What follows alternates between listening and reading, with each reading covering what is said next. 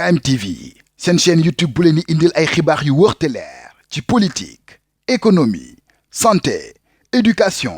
religion sport ak yeneen événement. asalaamaaleykum wa rahmatullahi taala wa barakaatu yéen ñi nga xam ne yéen a safoo seen chaîne bii di Valor TV ñu ngi leen di nuyu di leen ziara di leen jox seen wàccuwaay bu baax a baax tey jii ñu ngi fii nga xam ne mooy Sun fii ci zone sud bu commune bu Kër Moussa niñ ko waxee léegi rek nuyu yéen ñi nga xam ne yéen a seen am Valor TV ak li nga xam ne mooy Koma muy KM TV nekk presse locale bu nekk fii ci zone sud bu commune bu Kër Moussa. ndégte am la ñuy am tey jii ñoo fekk si ñi nga xam ne ay doomu dëkk bi la ñu duppee leen ci turu mouvement ànd taxawu suñu gox te ngeen xam ne Malick Diouf As Malick mooy tur ba nga xam ne moo ca gën a fës tey activité bu am solo la ñu am fii ci zone sud bu commune bu Kër Moussa muy Sun activité bi dafay dellu ci wàllu réception wala boog joxe li nga xam ne wàllu don la ci ay matériel yu dellu ci wàllu informatique yu dellu ci wàllu santé muy wér-gu-yaram wante aussi yu dellu ci yeneen ak yeneen yoo xam ne ñun xamaguñu ko donc xam naa dañuy dugg ci activité bi xool li nga xam ne moo waral la bés bi matériel yi fan la jógee ñan ñooy seeni partenaire ñan ñoo ko sekk ak ñoom ak matériel yooyu nga xam ne ñu ngi def réception bi tey ci ñan la jëm lan moo tax ñu koy yóbbu si ñoom et cetera yooyu yëpp daañ ko xam ci biir li nga xam ne mooy activité bi. ñu ngi dalal ñëpp di wax ahlan wa sahlan wa marhaban bikum gan ñu tedd ñi nga xam ne ñoo yegg si indi fi lu am solo muy matériel boo xam ni wax dëgg yàlla am na solo ndax subhanahu wa taala mu ngi wax ci alquranul karim a'udhu billahi min ashaytan arrajim wa a'iddu lahum mastata'tum min quwwa wa min ribati alkhayl turhibuna bihi aduwwa allahi wa aduwwakum quwwa nag dafa bëri pàcc dafa bokk ci kàttanu jullit wér gu yaram ndax jullit soo wérul mënoo liggéey mënoo préparer dara kon aspect bu njëkk ci kàttan bi yàlla digle mooy nit ki fokk mu wér ndax yonent bi wax na ne al muminu al qawiyyu xayrun wa ahabbu ila allahi min al mumini daif kooku danga koy jël yóbbu ko ci wàllu sécurité sanitaire parce que yonent bi sallallahu alayhi wa sallam aspect yépp jàngale na ko kon yonent bi li mu jàngale mooy matériel bi ñu gis dafay renforcer pouvoir ci wàllu ñi nga xam ne ñu ngi yëngu ci wàllu santé boobu benn la beneen bi mooy al bu'd al ilmi mooy lu jëm ci wàllu éducation te mooy dimension intellectuelle te loolu aduna daf ko soxla waaye rawatina réew mi daf ko soxla ndax aduna du doxe ci ay njort ci ay yaakaar rek defe na waaye aduna dafay dox ci xam-xam te xam-xam nag boo amul compétence du am bu compétence amul développement du am bu développement amul ñëpp yi ànd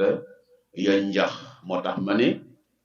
da nga gis benn borom diplôme boo xam ni dañu koy jënd sax dugal ko ci roq di ko liggéeyloo par rapport ak la mu jàngoon di gën a tardel société bi lool ci la bokk kon yooyu tey ci wàllu santé Cheikh Souleymane ak ci wàllu éducation buñ ko toppoon mën nañ ci def conférence bi fii ba suba ci wàllu diine ci alquran ci jàngale yonent bi sallallahu alayhi wa sallam kon liñ ñu wax mooy ñu ngi dalal gan ñi Ablaye Diouf ak kilifa yi mu àndal xëy na discours bi bu ñëwee dina ëmb seeni tur waaye ñu ngi dalal góor ak jigéen mag ak ndaw di leen wax ne dañ leen jàmm gis nañu matériel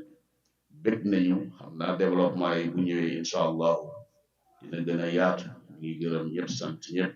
wasalaamu aleykum wa rahmatullahi wa barakatu ñu ngi leen dalal jàmm ci seeni tur waaye également di leen dalal jàmm ci turu CVD bu Sun waaye di leen dalal jàmm ci turu directeur école bi ñu nekk muy monsieur Touré mu ngi ne toog kaddu yi du bëri waaye kaddu dalal jàmm rek la wax leen bu ñu ne Sun tamit dañ ci yóbbaale gox bi yépp ndax xëy na Sun lañ koy defee mais li tax ñu daje fii demul Sun kese yem ci ay jëmtukaay la yoo xam ne yii dafay dem ci faju yi dem ci njàng yoo xam ne dëkk yu bari ci gox bi dinañ ci am comme suun lañ koy defee ñu ngi leen wax ngeen dal jàmm fii ci suun ak dëkk yu ko wër yépp ci turu chef de village ci turu CVD ci turu directeur école muy monsieur Touré asalaamaaleykum wa rahmatullahi bismillahi mina sheytaani rajim tawakkaltu ala allah la hawla wala quwwata illa billahi alil azim mbooloo mi asalaamaaleykum ñu ngi leen di nuyu ku ci nekk turam ak santam ñu ngi jëkkee suñu nuyu chef de village de Soun di nuyu imam di nuyu représentant yi fi nekk yépp ak suñu gan yi di nuyu suñu jigéen ñi toog suñu kanam di leen remercier bu baax a baax dañuy wax nag ci turu suñu ICP mooy Mohamed Yat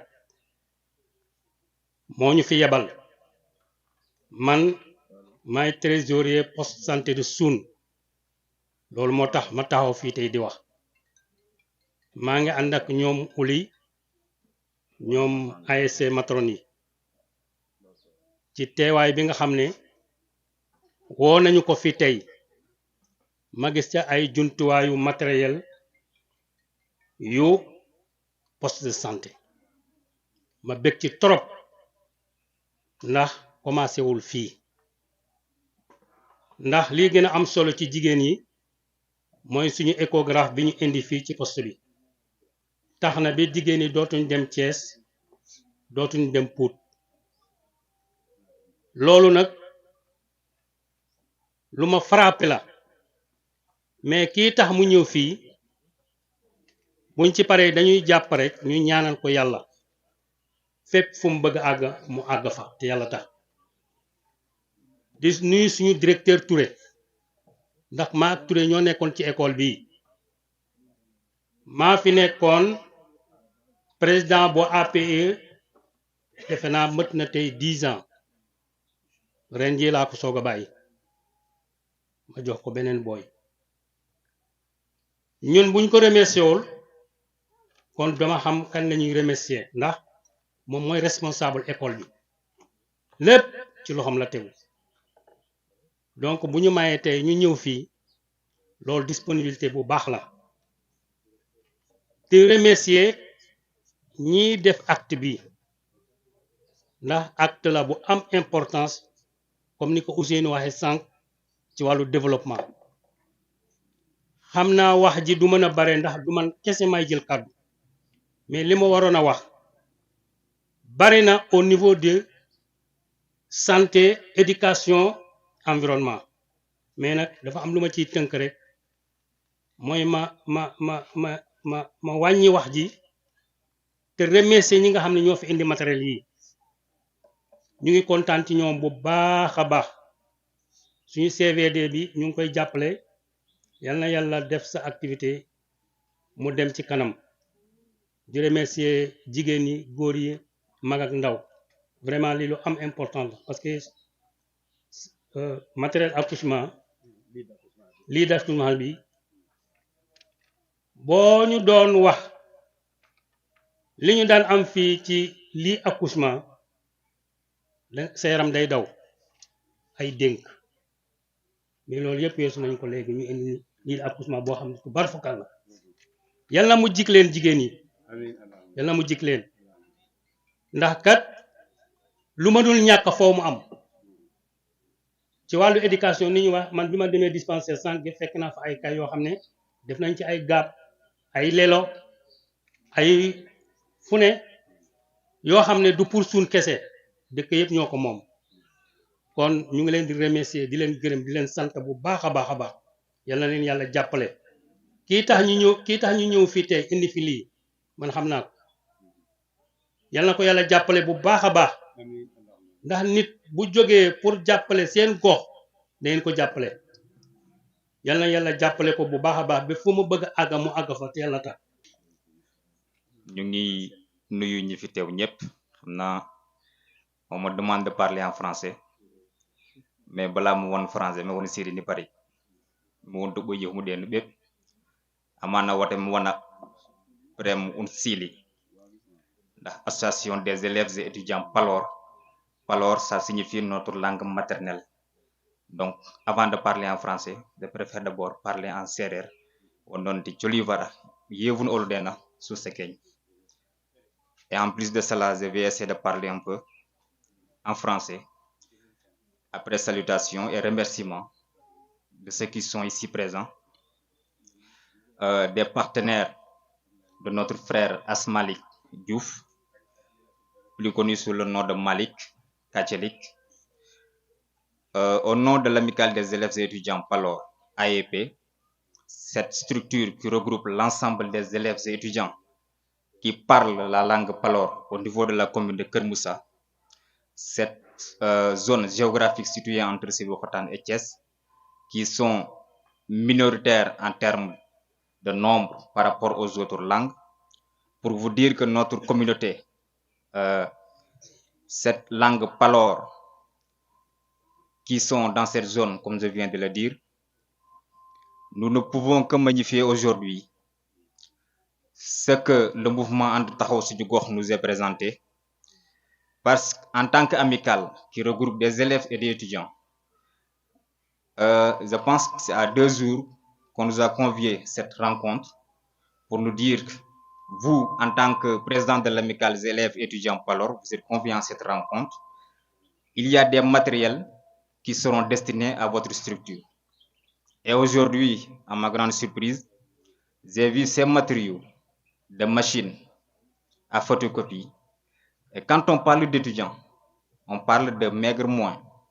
Quand on parle d'étudiants, entre guillemets, on parle de situation sociale. Donc, quand on voit ces matériaux, encore une fois, je vous dis, vous avez fait un grand pas pour soutenir notre éducation. Parce que ce sont ces matériaux-là qui peuvent nous permettre d'être à l'aise quand on doit photocopier des cours. Ça nous permet aussi d'être à l'aise pour fournir certains fascicules ou bien livres, parce que nous avons suffisamment de ressources humaines qui sont compétents dans tous les domaines, qui peuvent nous aider par rapport à leurs compétences. Maintenant, si nous avons les matériaux maintenant, ça sera un élément de plus. Donc, nous vous remercions pour ces matériaux-là, au nom de l'amicale des élèves et étudiants Palor, mais aussi au nom de nos parents qui sont là, que ce soit les mamans, que ce soit les grands-pères qui sont là derrière nous. Parce que si vous faites cela pour les fils et les petits-fils, c'est parce que c'est encore une fois à leur tour que vous l'avez fait. Donc, merci beaucoup, encore une fois. À cela aussi, je pouvais ajouter quelques doléances. Parce qu'à 2 jours de cette activité, je viens de le dire, le mouvement Taxawu Suñu Gox nous a informé que vous avez un lot que nous voulons vous donner. Mais aussi, nous avons d'autres besoins. Parce que une amicale qui est constituée de plus de 20 de villages des étudiants, chaque année, nous libérons au niveau de notre appartement plus de 30 ou bien de 40 étudiants. Pourquoi? Parce qu'il y a insuffisance d'espace. Nous avons 2 logements qui sont payés par notre localité, la mairie, mais nous avons un nombre pléthorique à gérer. Donc, nous avons des difficultés pour gérer notre effectif. Et si nous avions d'autres appartements beaucoup plus qui peuvent absorber un nombre important, ça pourrait nous arranger. Mais au-delà de ça, si on n'a pas d'autres logements peut-être, nous pouvons avoir d'autres matériels qui peuvent nous gérer et augmenter notre capacité d'accueil. Aujourd'hui, si nous avions des lits superposés, ça pourrait nous aider à augmenter notre capacité d'accueil. Donc, pour gérer en quelque sorte notre nombre qui reflète les excellents résultats qui sortent au niveau de nos écoles. Parce que quand on a plus de 70 étudiants dans un appartement, c'est parce que dans les écoles primaires, dans les lycées, il y a d'excellents résultats qui s'y produisent. Donc, pour aller dans ce sens, nous vous demandons encore une fois d'appuyer ces structures-là pour, encore une fois, bien contribuer à votre niveau par rapport à l'éducation de la commune de Kermoussa. À cela aussi s'ajoute, au-delà des lits superposés, vous savez que quand on parle d'éducation, on parle de recherche. Alors, pour qu'il y ait recherche maintenant, il faut aussi des matériels pour faire ces recherches. Quand on parle d'Internet, on parle des boîtes de Wi-Fi, de connexion, ça peut aussi nous aider à pousser nos étudiants à faire beaucoup plus de recherches. Ça, c'était de la part des étudiants. Donc, nous vous appelons encore une fois à bien contribuer allant dans ce sens, mais aussi au niveau des écoles primaires, parce que nous travaillons aussi avec nos directeurs d'école. Nous savons les difficultés qu'ils fréquentent au niveau de nos écoles en termes de matériel. Donc, ce que nous avons vu ici, ça peut les aider quelque part, mais aussi, ça pouvait être insuffisant par rapport à la demande. Donc, nous vous félicitons. Je pense que les doléances sont un peu très nombreuses, mais en collaboration avec notre frère Mamadou Ciss et Malick Diouf Asmali, on va encore poursuivre à faire d'autres demandes, mais tout en félicitant encore une fois vivement ce grand pas que vous avez fait aujourd'hui au nom de l'amicale des élèves étudiants Palor. Merci beaucoup.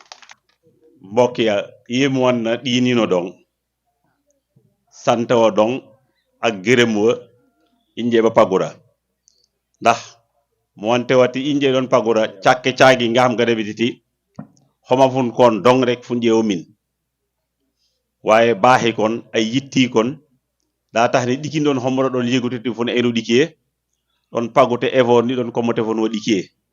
kon wiwaw fun eron na sante yu koppe bu baax a baax wonte wati bititi aadi fu nda bititi o fayete sante o ne na lax ɗikiɗi commencé waye na laxe ɗikiɗi cem top lu ni mel jóge ci mouvement ànd taxaw suñu gox dugg leen fii c'est pas la première fois lu ni mel di am ndax jigéen ñi jooytu nañ fi lu yàgg wàllu échographie Malick andi ko ak waa mouvement bi ak yeneen yoo xam ne ñëw na ci wàllu ambulance ak yëpp ba tey ñu andi matériel bu am solo bi nga xam ne non seulement poste santé suun rek mais ñu xalaataale sax zone boo xam ne en dehors zone Palor la bokk loolu am kooku day war ne sama vision yemul ci gox bi ma dëkk rek waaye fépp laa ko bëgg a boole ñëpp laa ci bëgg a boole di am kontaante lool ci mouvement bi ak ci président bi As Malick Diouf ndax ñun waa CM Sour li nga xam ne moo ñu boole ak moom dafa yàgg ndax am nay jamono xale yi doon ko parallèle seeni manifestation mu ci daan ñëw di ci taxaw yi am solo ba ren ji ba école tijjee ñu am ay jafe-jafe ci CM bi ci wàllu machine ndax ñëpp xam nañ ne ren état bi dafa wàññi inscription yi au niveau des CM ak lycée ba am na ñun mënuñu woon weesu inscription bu dépassé 5000 francs mënuñu woon am machine yi paan ñu am ay problème ñu sollicité politiciens yi nga xam ne ñoo nekk ci gox bi pour ñu jàppale ñu mais moom rek moo répondre présent loolu maa ngi koy wax fii ñëpp dégg ndax ba may def sollicitation bi ñenn ñi comme moom dama leen saisir directement wax leen ko ci seen WhatsApp ñi si des ñoo xam ne jotuma seen WhatsApp dama def publication Facebook wax ko pour ñëpp mën ci jot mais moom ba ma ko jotee ci message Facebook WhatsApp ci tàng-tàng bi la ma tontu ne ma maa ngi waxtaan ak gars yi nga xam ne ñoo des Sénégal ñoom Mor Ciss ak ñoom Ablaye ñu xool dans la semaine comme que dafa jàmp lan la ñuy def ci ginnaaw ëllëg sa mu daf ma woo WhatsApp ne ma incha allah rabbi samedi bii di ñëw waa mouvement bi dinañ ñëw CM ba andi machine bi te noonu mu ko waxee woon noonu la ko defee kon nit man dama jàpp ne nit soo koy jàpp da koy jàpp ci waxam maanaam kàddu wala nga jàpp ko ci jëfam wala ñaar yëpp te man li tax ma jàpp maamaas ñaari yooyu laa ko jàppee lum la wax bu neexee yàlla dina ko def waaw loolu moom c'est une réalité fii nag politique taxul ñuy wax wala leneen ndax lii moom ci jalbeen doon na laaj comme ay moromam pour nekk maire de la commune yàlla dogal doonu ko mais taxut loolu taxut mu ne comme que laaj naa joxuñ ko kon naa toogaat ba laajte jotaat ma doog a kii moom toujours mu ngi ci di xool lan la population am soxla mu ne ci bari na ay morom yu mel ni ñoom ñoo xam ne li ko dal su ko daloon foofu lay jaaree découragé mu bàyyi d'autant plus que ginnaaw gi def tukki na dem bitim réew su ko neexoon lépp lu muy def mu jëmale ko ci boppam ak njabootam mais lii yemul ci moom ak njabootam ndax moom bu fi nekkul sax xam nga kon jëriñ ñëw donc dafa xalaat ne dama xam ne moom vision ëpp na Kër Moussa. c'est un leader boo xam ne ku ko jàpp nga leader ku ko bàyyi nga leader. man su may ànd ak nit damay ànd ak nit ci loolu ndax nit su fekkente ne dafa soxla wax la soxlaam nga fajal ko soo ko jàppul yow mu ko jàppul yow yaa dul nit ndax daf ñu jàppale foo xam ne metti woon na trop moo koy sant di ko gërëm ci sama tur ak ci turu principal CM bi ak waa CM bi yëpp élèves yi ak enseignants yi fa nekk yëpp ginnaaw bi sax la ma waxoon ne am na conteneur buy ñëw boo xam ne yeneen matériel dina ci bokk yoo xam ne wàllu éducation bi muy waa village am ak gox bi yëpp ku ci nekk dina am loo xam ne xëy na boo ci gisul sa bopp lu kawe sa njort tamit au moins dina def benn geste boo xam ne di nga gis ne dina am un plus par rapport ak lu fi nekkoon. te dama demoon ba wax leen ne ba may def demande boobu ne leen boîte crée sax xeebuñu ko te lii wax dëgg ëpp na boîte crée kon ñun man mi nga xam ne ci wàllu éducation laa nekk maa ngi ko ciy sant di ko gërëm ci sama turu bopp ak ci turu communauté éducative bi yëpp maa ngi guddal mais sama xol moo sedd moo tax wax ji xaw a jaxasoo mais Mame Ass daal amuñu fayam ndax xam ne aussi ñi nga xam ne ñoom la fi bàyyi ci ginnaawam ñuy doxal mouvement bi lam leen sas ñoom ñu ngi ci muy ñoom Mor Siis ñoom Momar Faye ñoom ñëpp ñu ngi ci ba ma fi nee ba tey tamit maa ngi fiy bëgg a yàgg am naa fi ay fan waaye mosuma bokk ci benn mouvement boo xam ne fës naa ci boo xam ne tamit lépp dañ lay wax ne Moussa Diakhaté mu ngi ci gox mu ngi ci mouvement bi mais bis ni ki tey na ñëpp xam ne sympathisant la woon ci mouvement ànd taxaw suñu gox mais léegi je suis un membre de mouvement ànd taxaw suñu gox da ngeen def merci. ñu ngi nuyu yëpp seen tur ak seen sant xam naa dina jafe nag pour ma biral ay kàddu bi nga xamante ne nii ay borom xam-xam ay intellectuel bi nga xamante ni ay intellectuel ay borom xam-xam jiitu nañu ma si micro bi pare mu mel ni Cheikh Ciss ba de ñoo ngi rafetlu intervention bu baax a baax liñ ko dégloo rek lañ xam ne monde yëpp a bokk heure intellectuel bu waxee rek nga xam ne intellectuel moo wax man de Mame Ass mun naa ne xaw ma ko El Hadj Malick mun naa ne xaw ma ko parce que benn yoon lañ mos a gisee fekk je crois ñuy def benn atelier fële pour jigéen yi ci hôpital mu taxaw fii nuyu ma jàll mais li ma ko mën a séedal mooy xam naa ne ku bëgg gox bi la li tax ma wax ko dafa defaat ñu gis ko sama classe yi table yee ñuy peinture bu ngeen gëstoo ngeen gis ñuy peinture ay table yooyu yi ñu koy peinture moom moo ko fi joxe par l' intervention de Omar Diouf ñu koy wax Aïssa parce que moom aussi au passage naa ko gërëm sant ko bi ma ko waxee ne problème table lañu am mu ne tam ñu ma si waxtaanal ma toog ba ñëw ne ma xaalis baa ngi nii jëndal matériel bi ma jënd matériel bi mu woo ma téléphone ne ma xaalis bi ñuy peinture tableau yi Mame Ass moo ko joxe mais bu ko wax kenn parce que moom bu sax di wax di def ñu koy wax mais il faut dégg ba biral ko tey donc moom moo def loolu ak leneen loo xamante ne nii def na ko ñu nag en tant que directeur d'école dafa bokk si suñu cahier de charge maanaam li ñu nguur gi sax ñuy dem di wëri ay partenaires yu jàppale école bi parce que xam nañ ni état warul def lépp communauté comme mairie mënul def lépp moo tax ñun ñuy dem di wëri ay partenaires kuy wëri partenaire nag benn partenaire ñëw fekk si la da nga war a sant yàlla te Mame Ass loolu la def day toog ba ñëw fekk si ñu kon ñu ngi kontaan bu baax a baax si lii ñu def kontaan nañ mais aussi dañ am li tubaab bi wax pincement au cœur maanaam dañoo am naqaru xol bi mooy lan pour def lu mel nii toll nii nga gis mbooloo bu toll nii rek pour assister ko loolu vraiment lu ma naqari la may ñaax sama bopp nag di ñaax waa Suun ak waa gox bi yëpp parce que man kàddu gox bi laay waxee parce que yàlla dafa dogal man mu xeebu mii lépp luy éducation au niveau élémentaire sama mbaa yu tuuti lañ ko gàll donc école yi nekk si zone bi li ñuy doxal ci éducation dañ ma sant ma dugal sama loxo muy président CODEC lépp luñ si def soo jot damay rendre compte sama kilifa muy inspection de l'éducation et de la formation moo tax ma ne baatu gox bi laay waxee si en matière d'éducation élémentaire kon li Mame Ass def incha allah lii def na ko yëg bu loolu dee na ko yëg te man su ma ko teeloon yëg su ma ko teeloon wax kon doon naa ko wax mu yónnee fii délégation parce que ñoom loolu moo leen tax a toog mais malheureusement bii la ma bàyyi kaa wax ne ndax dina mën a ñëw teewe bés bi moo tax yëgalu ma ko mais en tout cas encore une fois ñu ngi koy gërëm di ko sant di ko ñaanal suñu borom nag yal na ko suñu borom may lu kaw njortam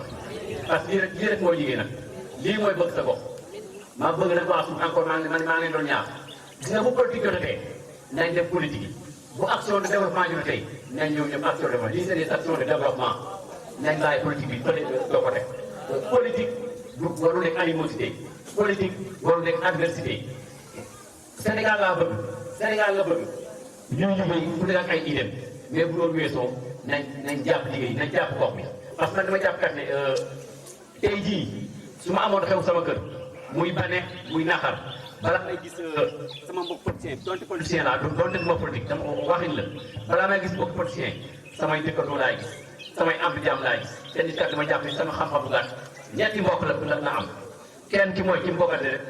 keneen ki mooy ki mbokkat diine keneen ki mooy bokk dëkkandoo yàlla dogal nag yéen si gox bi yéen a bokk ñett yooyu yëpp yéen a bokk deret yéen a bokk diine yéen a bokk dëkk kon gën leen di jàppante bàyyi politique bi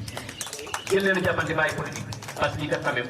mbooloo mi war na ëpp nii ne serait-ce que pour gan yi ñëw pour ngeen tërandeel ñu bëri boo fii dafa waroon fees del fii ba Ngomeen fii ba Xiinin ay kaar ñu waroon taw fii teeru gan yi tatagal leen loolu mooy yoon mais lii kontaan na te gis nag boo waxul dëgg li nga wax ñu ne ginnaaw dëgg li nga wax ñu ginnaaw dëgg moo tax ma waxe nii bu fekkente nag li ma wax nii am na ñu blessé am na ñu ñàkkari maa ngi koy jéglu bu baax a baax defar rek moo tax ma ci ñu ngi nuyu notable yi ñu ngi nuyu imam yi ñu ngi nuyu ñi nga xamante ne aussi wuyu si nañu ci remise bi ñu ngi beral nuyoo aussi partenaires yi nga xamante ne ñoo wala bokk nañ ci ñi waral li fi ñëw tey Mame Ass nag man du ma wax ci moom parce que maam moom ñoo nekk xam naa mais ñi nga xamante ne ñoom la àndal indi fii lii ñooñu la ñuy sant di leen gërëm ñooñu la ñuy remercier au fond du cœur parce que aussi ñun xam nañ ne Mame Ass rek mënul indi lii kon ñi nga xamante ne ñoom la collaborer muy ay partenaires ñu ànd lijjantil ñu lii yéene ñu ko ba indi ko fii gox bi yépp war ci jariñu commune bi war ci jariñu bu ñu génnee ci commune bi yeneen commune war ci jariñu mbir mi génnaat ci suñu commune dem au niveau départemental kon loolu wala au niveau régional loolu acte la ba nga xamante ne li fi teew nii waroon na ëpp nii am na ku ko wax sax parce que li ñu fi indi nii dafa dépassé niveau commune parce que génn na ci commune bi man nag ci turu mouvement bi laay waxee waaye du ma xaabaabal ci parce que wax nañ ko fi sànq du mbiru politique du mbiru politique su ma nee du mbiru politique nag lii fa mu jëm yépp du ñu ne foo bokk pour nga mën ci jariñu déedéet nekkal être humain rek boo ñëwee yaa ngi ci biir ñun ñëpp ñu ngi ci biir boo xoolee ci carton yii différents villages ñu ngi ci carton yi différents villages village bu nekk structure yi nga xamante ne ñoo composé commune bi yëpp am nañu wàll ci matériel yi nga xamante ne moo fi nekk. Toli Fara. Merci Imam Massoud. Merci beaucoup Serif Aïdara. Soyez les bienvenus à Sousserer, ici à Kermoussa, une zone, comme l'a dit tout à l'heure mon ami Abdoulaye, l'amicale des élèves étudiants parlants. Donc nous sommes une zone au niveau entre Thiès et Dakar. Voilà, c'est ici Soun, dans la commune de Kermoussa. Donc par ma voix et la voix de Malik aussi, et l'association Mouvement And Taxawu Sunu Gox. Nous disons soyez les bienvenus et nous vous remercions aussi. Donc vous avez peut-être vous donner le message que Malik souhaiterait vous faire entendre pour toutes ces actions que vous avez faites ici aujourd'hui. Bonjour tout le monde,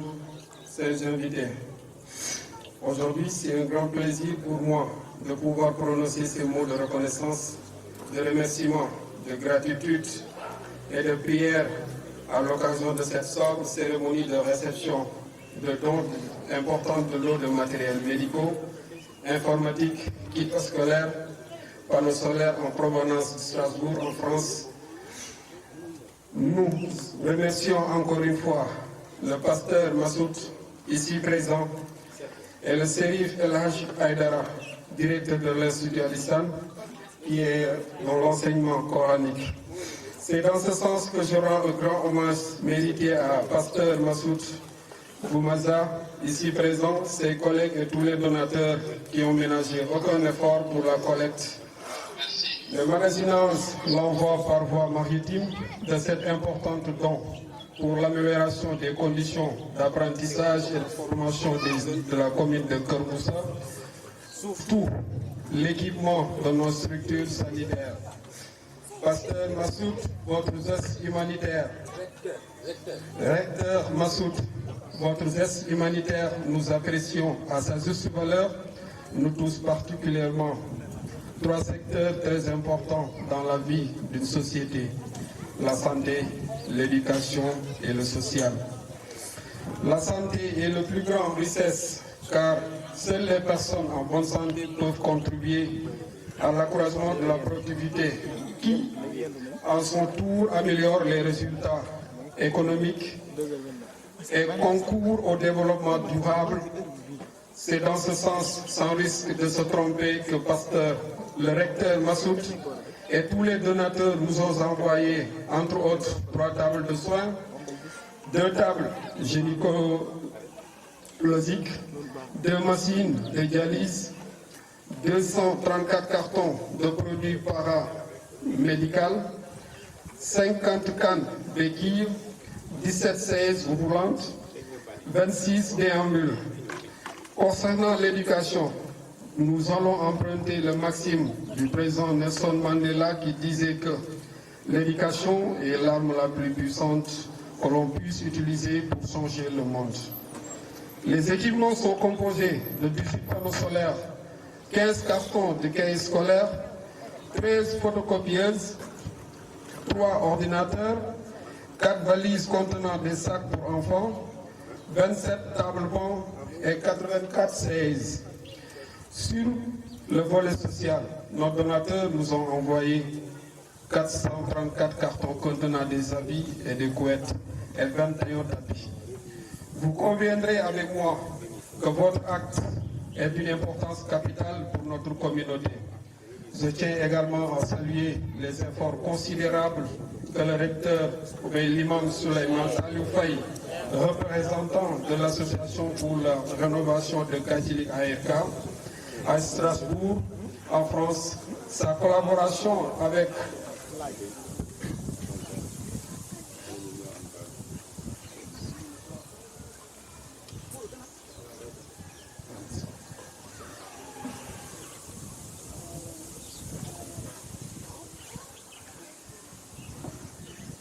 Donc, je vais continuer pour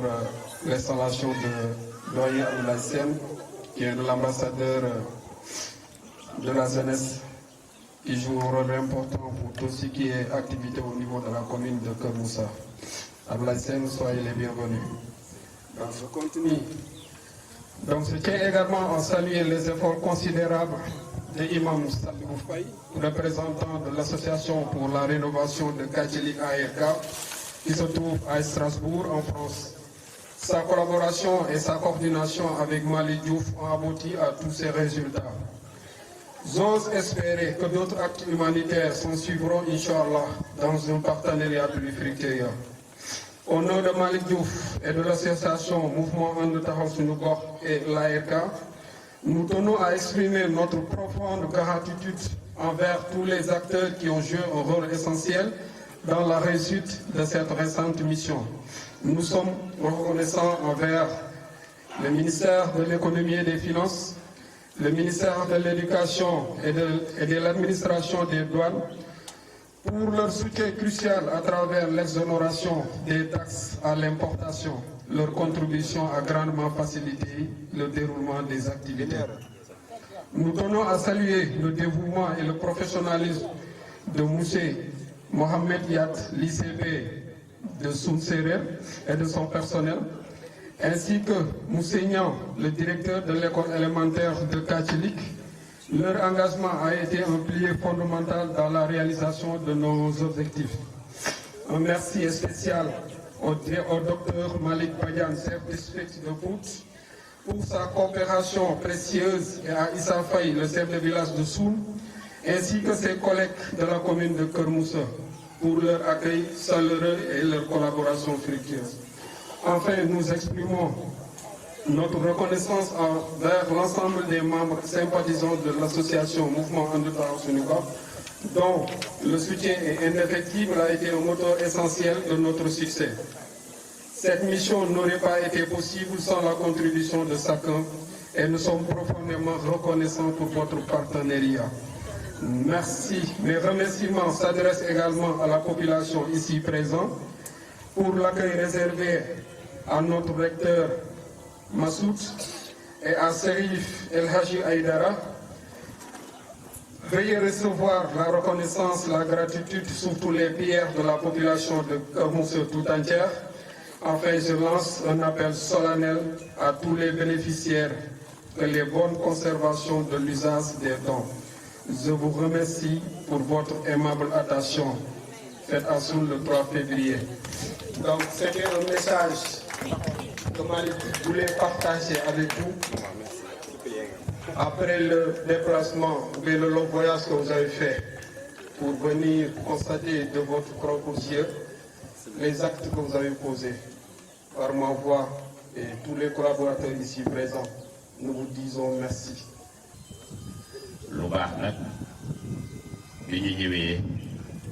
fekk nañu fi jigéen ñu taaru lool ci jeetaay dañuy wax ne gàcce ngalaama yéen ndax moment bi bari na loo leen mën a dox ci seen ittey bopp mais seen ittey bopp boobu ngeen dagg ngeen jox ko waa gox bi seen itte bopp ngeen dagg jox ko ñi nga xamante ne ñoo leen andil teraanga ndax nit bu la andilee teraanga ñëw fekku fa kenn day mel na teraanga bi ñoru la waaye gàcce ngalaama yéen bàyyi ngeen lépp ñëw yal na leen yàlla fay yiw góor ñi noonu damay wax ne ndaw ñi lii ñu leen andil mu jóge ci ay kilifa ñu ngi leen di gërëm bu baax a baax a baax a baax ndax yar rekk am solo bëgg sa gox rekk am solo ndax président Mame Ass ñu ngi koy nuyu di ko jaajëfal bu baax a baax a baax li nga xamante ne xëy na ginnaaw yàlla bari na lu mu ci dox ak équipam ñu ngi leen di ñaanal yàlla équipe yi nga xam ne yàgg nañu gunge Mame Ass ci ay ndaw. De ce projet qui est l'imam Cheikh Salah Faye qui est à Strasbourg et qui n'est pas parmi nous, mais aujourd'hui je le représente et je représente les associations porteuses de ce projet. À leur tête, Alsace Carrefour Humanitaire, c'est l'association qui a commencé ce projet avec l'aide logistique de l'association Maroc Relief Alsace-Lorraine. Et pour l'Institut Andalus, nous avons mis nos locaux à la disposition pour qu'ils puissent mettre le matériel et nous avons contribué aussi financièrement pour que ce matériel arrive. Et je tiens à vous remercier aussi, toutes les personnes, à remercier les personnes qui ont fait que ce matériel sorte rapidement. Nous avions peur que ça reste longtemps au port. Et alhamdulillah, ça s'est passé très vite. Et ça nous encourage, Inch'Allah, à faire d'autres projets à l'avenir. Je ne vais pas être trop long. Je veux que chacun de nous, femmes et hommes, soit un acteur actif. On peut changer la situation quand on a la volonté. Et vous savez, 2 personnes devant l'obscurité. Il y a une personne qui va s'énerver, qui va insulter l'obscurité, et l'autre personne qui est positive, elle va allumer une bougie. Et je veux que vous soyez parmi les personnes qui allument des bougies pour que la situation change en meilleur, Inch'Allah. Merci beaucoup. C'est vous qui nous donnez l'occasion de contribuer à ce travail. Et c'est pour cela je vous remercie beaucoup. Assalamu alaikum wa rahmatullah. fii ci zone sud bu commune bu Kër Moussa li nga xam ne moo fi amoon ñi nga xam ne ñooy waa mouvement ànd taxaw suñu gox ci kilifteefu Malick Diouf muy Asmalik ci seen partenaires yi nga xam ne liste nañ ko di ngeen ko gis noonu ci suñu ginnaaw ñu nekk ay étrangers yoo xam ne ñëw nañu li nga xam ne wane nañ ko ci taxawaay wane li nga xam ne mooy seen yéene ci biir gox bi le donc loolu mooy activité bi nga xam ne amoon na ko fii don de matériel bu dellu ci wàllu santé wala informatique ak yeneen yoo xam ne askan wi daan ñu ko soxla mu nekkoon bés bu am solo bi nga xam ne tey jii waa mouvement ànd taxawu suñu gox ñoo ko def fii ci commune bu Kër Moussa fii ci zone sud waaye fii ci Soun donc ñu ngi leen di tàggu ci yeneen vidéo wala yeneen événement ci la presse locale muy KMTV muy Komo TV muy Guinessili wala muy Palor TV la chaîne pour tous wasalaamualeykum wa rahmatullahi taala wa barakatuhu. KMTV seen chaîne YouTube bu leen di indil ay xibaar yu wóor te leer ci politique économie santé éducation religion sport ak yeneen événement képp ki nga xam ne yaa ngi bàyyeekoo Kër Moussa moo xam nga nekk ci biir wala ci biti di nga mën a seetaan seeni événement wala match navétane yu gën a neex ci biir KMTV njëriñu waa Kër Moussa.